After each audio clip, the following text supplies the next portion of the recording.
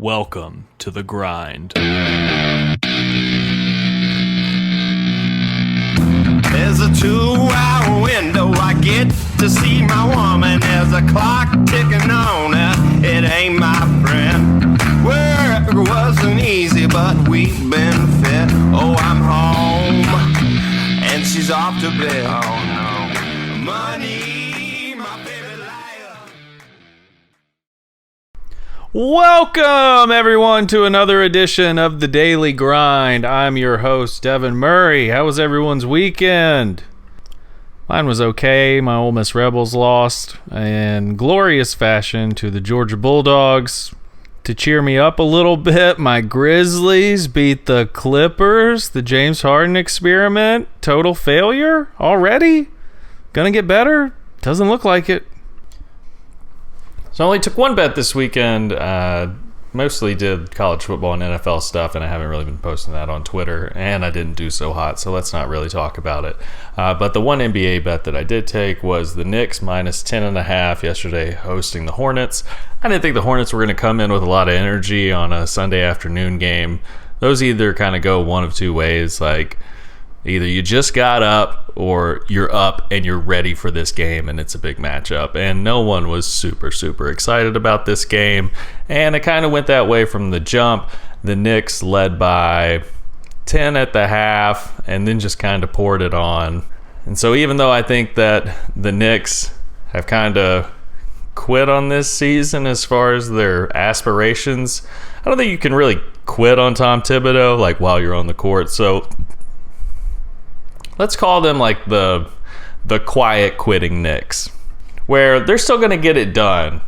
They're still going to complete their job responsibilities. And one of the main job responsibilities of being an NBA player these days is you have to beat the Hornets at home.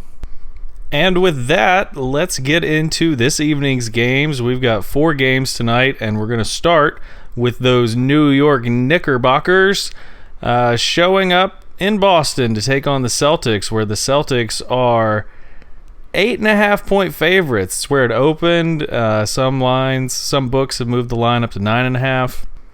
Looking at the injury report, there's not a whole lot to talk about. Evan Fournier is questionable. Other than that, it looks like everyone that matters is healthy for this game.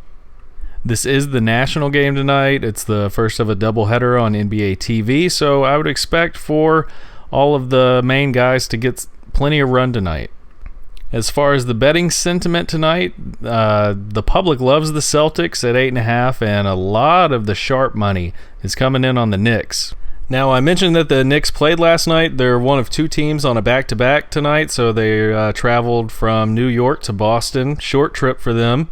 After looking at a few of the advanced stats, I think I'm leaning the Celtics here with everybody healthy. The Knicks are last in the league in effective field goal percentage on the road. The Boston Celtics lead the league in true shooting percentage at home. The one advantage that I can see going in the Knicks' favor is they do rebound really well. They're in the top 5 in offensive and defensive rebounding percentage. Unfortunately for them, at home, the Celtics are the number 2 rebounding team. Both of these teams like to play pretty slow. The Knicks are second to last in pace, and the Celtics are about middle of the pack. I'm sure some of that's a little skewed because the Celtics have had some blowouts where I'm sure they're trying to work the clock more than anything. So if you're an over-under kind of guy or gal, maybe you're leaning towards the under here. Don't look for this to be a real up-and-down kind of game, especially when you got Julius Randle on one side. Also, another reason to look at the under in this game, if that's your kind of thing, the Knicks and the Celtics are 6th and 7th, respectively, in turnover percentage, so 2 of the best teams in the league at protecting the ball. Also, after checking, Boston's a great shooting team, but they also hold their opponents to the 2nd worst field goal percentage in the league, holding opponents to just under 43% field goal percentage when at home. This is a good city rivalry. I'm looking for the Celtics to come locked in. Joe Mazzulla's probably feeling still slighted because somebody probably wrote a Sunday afternoon article about the Celtics. And no one lights a fire under a roster like Joe Mazzulla. I don't care about the points. Give me the Celtics minus 8.5. Next game that we've got on the list, we've got the Washington Wizards traveling to T-Dot to take on the Raptors. This opened up at Raptors minus 8.5. It's now moved to 9.5, 10. A lot of the bets are coming in on the Raptors, but most of the money, a huge majority of the money, is coming in on the Wizards. There's that clip floating around today of Jordan Poole just not paying attention at all to the stuff being drawn up in the huddle for the Wizards. I guess the Sharps are seeing this as one of those kind of like buy the rumor, sell the news, you know? Because 10 points is a lot. And the Raptors aren't that good. The Raptors have a minus plus minus overall for the season. They don't have the best net rating. Not a very great three-point shooting team. And the Wizards, as we've discussed before, like to get out and push the ball. They still lead the league in pace. And Toronto's in the bottom third of the league whenever it comes to shooting percentages. And as we've talked about before, I don't like teams that don't shoot well getting sped up even more than they usually like to play. Looking at the injury report, OG Anunoby is questionable. If he's a late scratch, this line could move back towards the Wizards quite a bit. And although the Wizards are 1-5 on the road, they've only not covered once on the road. They got beat by 18 in Philadelphia. Other than that, I'm pretty sure that they've covered every game on the road. But here's where the argument for the Wizards starts to fall apart. Yeah, you might be able to speed the Raptors up on the offensive end, but the Raptors are number 5 in the league when it comes to opponents' three-point field goal percentage. And I don't expect the Wizards to get many second chance points because on the road, they are last in the league at offensive rebounding percentage. So I know it's a lot of points. I know that the Sharps are coming in on the Wizards. Heck, I know that the Raptors aren't even that great. But if OG Anunoby's going to play, I think that this is a game finally where the Wizards just look awful on the road. I'm taking the Raptors minus 9.5. Next game up on the list, another game with a pretty big spread on it. We've got the Chicago Bulls headed right up the road to Milwaukee to take on the Bucks. This opened up as a 7-point game for the Bucks. It's now moved all the way to 9, even though a large majority of the public bet is coming in on the Bulls. They think that that's a high number. But if you look at the money coming in, it's evenly split between Bucks and Bulls. Sharps clearly don't trust the Bulls here. And it should be noted that the Bulls are the other team on a back-to-back tonight. They hosted Detroit yesterday in what seems to be a good-looking win against a decent Pistons team. My question for the Bulls is, why is no one talking about DeMar DeRozan getting traded? I think that the Bulls are one of the teams that is definitely going to make a move here, but everyone seems to think that it's going to be a Levine move. But if I'm another team looking to scalp something out of this roster, I want DeMar DeRozan. But I digress. Back to the game tonight, looking at the injury report, one thing that the Sharps might be picking up on is Caruso is doubtful for the Bulls. If you're looking for someone to kind of contain the Bucks out on the wing, you really want Caruso to be able to come in off the bench. I think he's been coming in off the bench this year for the most part, and flex on to whichever guy's getting hot that night. On the Bucks side of the injury report, you might want to watch that Lillard is probable. He didn't play last game, but he has been upgraded to probable for this game. We talked a lot about the Bucks last week. They lost to the Magic. We talked about how bad the Bucks drop coverage and pick and roll defense was last week as we took the Pacers to cover against them. Won that bet.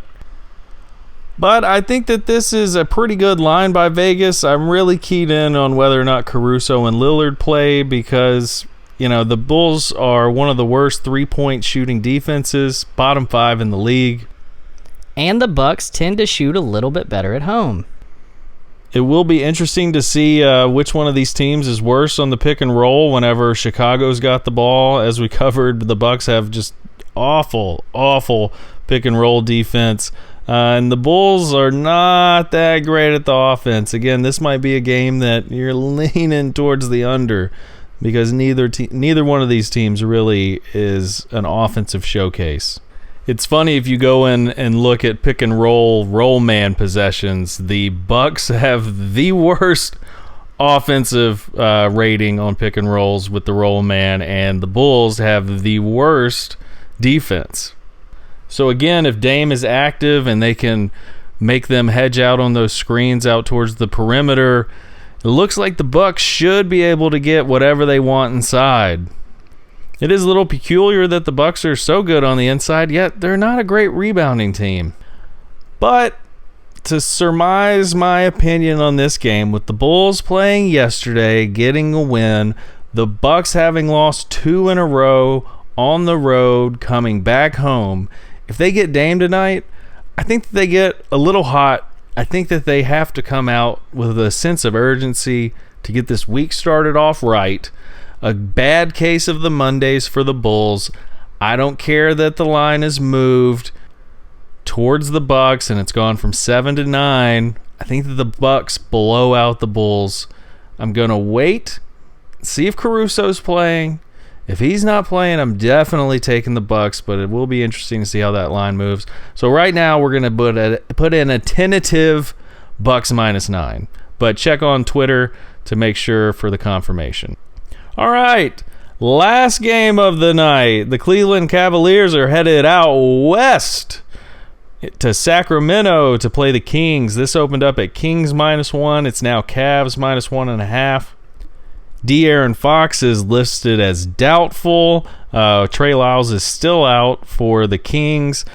And if you've been keeping up at all with the Kings, you know that they haven't looked that great since Fox went out. Everybody seems to be healthy for the Cavs, or I guess everybody that actually matters. Isaac Okoro is out, but I don't see that being really a big swing in the outcome of this game one way or the other. The Cavs have some guys that they can plug in there. This is one of those games that I think just comes down to shooting talent and shooting performance, and the Kings are not very good at three-point defense. The Cavs seem to be shooting pretty well on the road this year. Both of these teams are pretty well rested, haven't played since early in the weekend. The Kings, they beat a bad Portland team in overtime. They get a win against Oklahoma City at home on Friday night in the in-season tournament. But, in that game, they held the Thunder to 23% from three. And from watching what I watched, it didn't seem like they were forcing Oklahoma City into a lot of bad threes. It's just that Oklahoma City can't hit threes. And before those last 2 games, what did the Kings do? They lost 2 in Houston, and they lost to Golden State. Those 2 losses against Houston were without De'Aaron Fox. So I'm not putting a lot of stock into that Thunder game on Friday night. I think this is one time where we're going to side with the Sharps here. I like the Cavs -1.5. So we're going to have a short episode today. That wraps it up for all of the games tonight. Make sure that you're following along on Twitter at The Grind Podcast for final confirmation on plays for the night. We're going to be keeping an eye on that injury report like we've talked about. We've got 4 lines that are close to double digits and then one close one here with the Kings. So hopefully the lines are a little wrong and the games are a little bit more interesting than they appear that they're going to be. And if not, I guess you can just go watch some Monday Night Football. Real quick, I think I'm going to do a breakout video on YouTube on a couple of different topics. I've been trying to figure out how I can get some views on this channel, on this feed. I appreciate the 7 or 8 of you that do listen to this. I really, really do. But we are trying to expand, so I spent the weekend trying to figure out what gets clicks, what gets views. So I'm going to try to post some shorts on YouTube. So make sure you're following on YouTube as well at The Grind Sports Podcast. Podcast was already taken, so you got to do the whole thing. Also, make sure you go check out Jacob McCormick's video on No Easy Buckets on the Lakers trades. But yeah, one quick note. Chris Paul is the dirtiest player in the league that I've seen in the modern era. His play last night against beloved veteran Mike Conley where he literally dove at both of his kneecaps on a loose ball where there's no traffic around. I don't understand. Does Chris Paul just think that we don't see him? Does he think that we don't have tape? Does he think that his motion looks natural whenever he springs off of his right leg and dives directly left into Mike Conley? I don't know how the national media isn't going crazy over this. Chris Paul has been a dirtbag his entire career. He's one of the most unlikable humans I've ever seen set foot on a basketball court. I think that it is a beautiful, beautiful harmony having Draymond Green and Chris Paul on the same team. Of course they hated each other coming into the season. You saw all those clips about, I don't like CP, he doesn't like me. Well, of course not. You guys are the same person. It's like whenever I get injured, I'm talking to a friend, and they're like, I got a friend that you would love. No, I wouldn't. Is he like me? There's only enough room for one of me. But congrats to the Warriors. They finally have two total dirtbag players on the same team. And I'm so glad that Anthony Edwards just put it to Draymond last night. Draymond, as he gets older, is going to look more and more like the clown that he's always been. I hope Chris Paul is fined. I hope Chris Paul is suspended. I hope that the national media finally comments on how dirty of a player he is. I hate that he tried to do that to Mike Conley, probably one of the nicest guys in the history of the NBA. I mean, show me what you got, national media. I know that you can control the narratives because you made us hate Patrick Beverley for going after a legitimate ball against Russell Westbrook and tearing his ACL.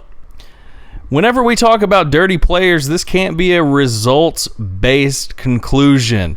Chris Paul deliberately tried to end Mike Conley's career, and he should be punished regardless of whether or not he was successful in his act.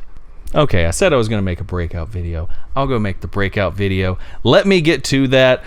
Good luck tonight, everyone, on your bets. Again, make sure that you're following for final confirmation. Don't bet a lot of money. It's early in the season. Just slowly stack up some wins. Let's not get crazy here.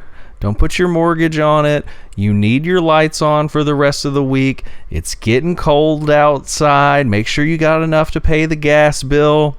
With that being said, I love all of my picks tonight, and I'm probably going 4-0. Just kidding, 0-4. That's karma. All right, I'm done rambling. Thanks for listening to The Daily Grind. Easy, but we've been fit. Oh, I'm home, and she's off to bed. Oh, no. Money, my favorite life.